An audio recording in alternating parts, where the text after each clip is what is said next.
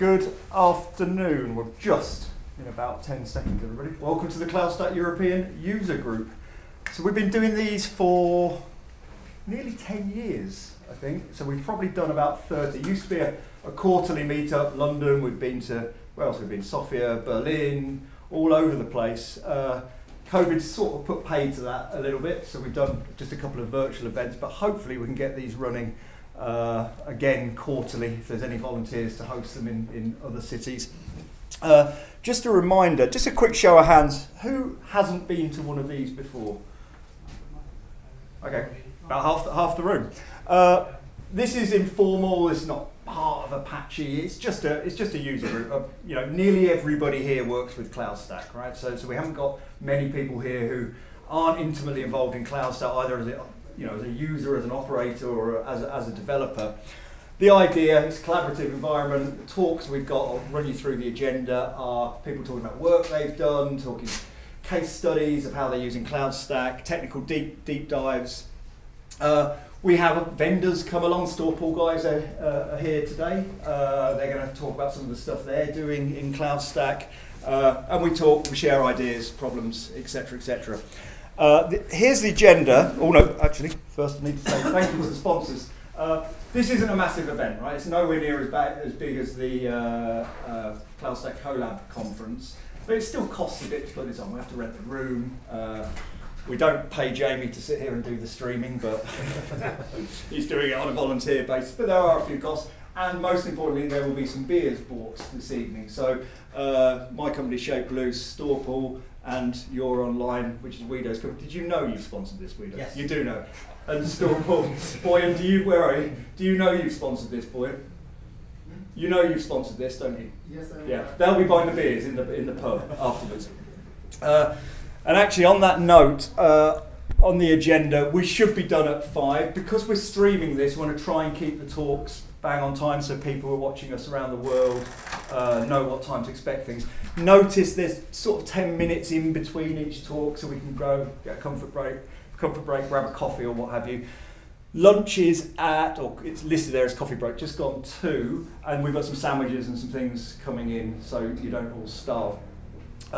If you want to go out to the toilet, you need one of these to get back in, not your pass. So there's 4 or 5 of these hanging around. Actually, I've got one here. We'll leave them on the front desk.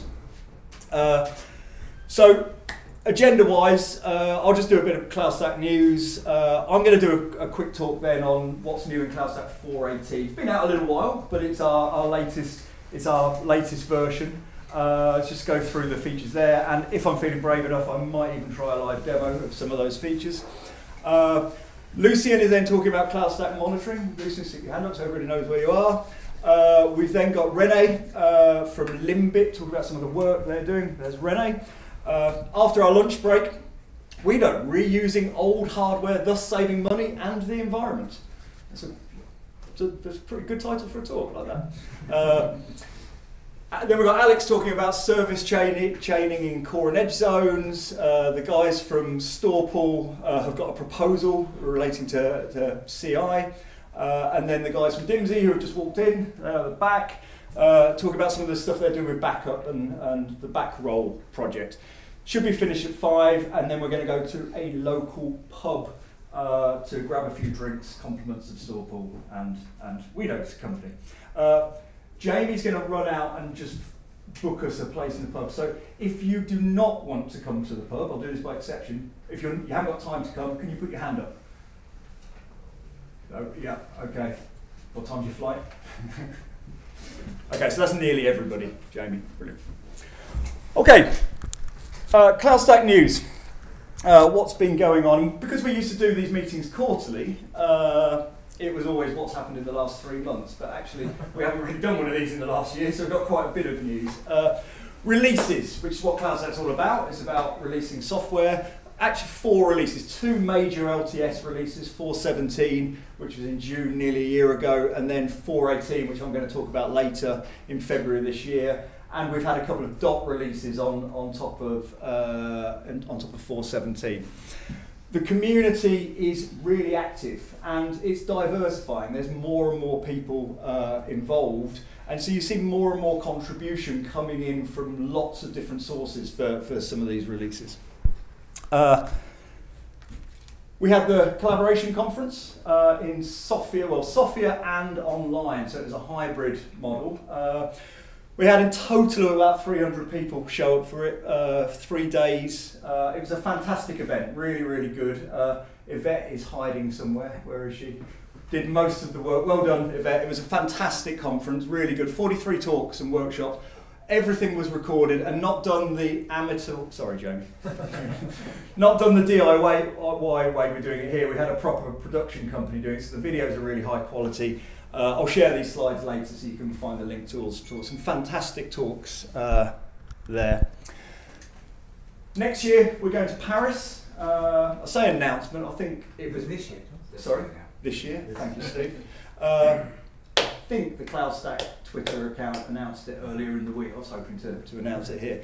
23rd, 24th November, stick that in your calendar at a hotel conference facility in Paris. Will be next year's conference. And the important thing, I think, for most of the people here, watch out for an announcement about when the call for papers, call for participation opens. Because with all of these conferences, unlike things today as well, it's about people coming and sharing ideas and doing talks and sharing their stories, so we always need speakers to turn up to these events. And the project, for the first time ever, has also sort of stretched out a little bit and gone outside its own conference and gone to start to tell the rest of the world about Apache CloudStack. So we had representation at CloudFest, which I actually went to. Has anybody in the room been to CloudFest? Yeah, a few.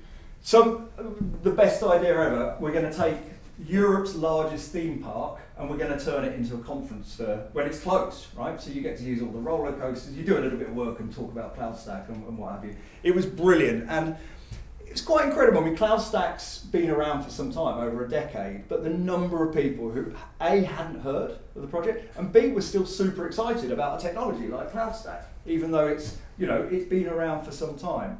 Really, really interesting speaking to people. And also KubeCon as well. I mean, KubeCon, which is put on by the Cloud Native Foundation, I think there was 10, 12,000 people there. It's absolutely massive. And they're mainly interested in cloud native stuff and Kubernetes.